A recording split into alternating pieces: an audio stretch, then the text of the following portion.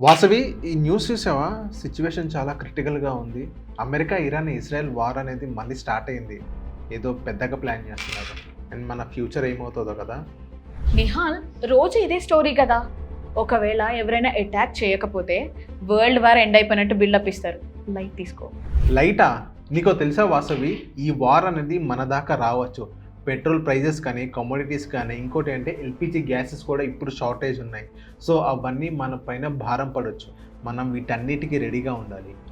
రెడీగా ఉండాలంటే గ్లోబల్ పాలిటిక్స్ని మనం మేనేజ్ చేయలేం, కానీ డైలీ నీడ్స్ ఇంకా ఫినాన్స్ని ఎలా మేనేజ్ చేయాలో ప్లాన్ చేసుకోవచ్చు.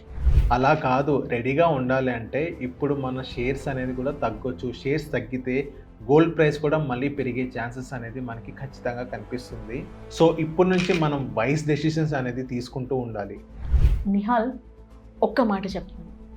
ఈ వార్స్ అన్నీ కూడా పెద్ద పెద్ద పొలిటీషియన్స్ చేయిస్తారు. వాళ్ళతో మనకేం పని?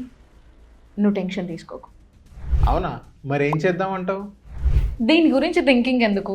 ఈ వార్స్ వాటన్నిటి గురించి ఆలోచించడం స్టాప్ చేసి, ఇదిగో ఇది చూడు, నాకైతే బిర్యానీ కావాలి.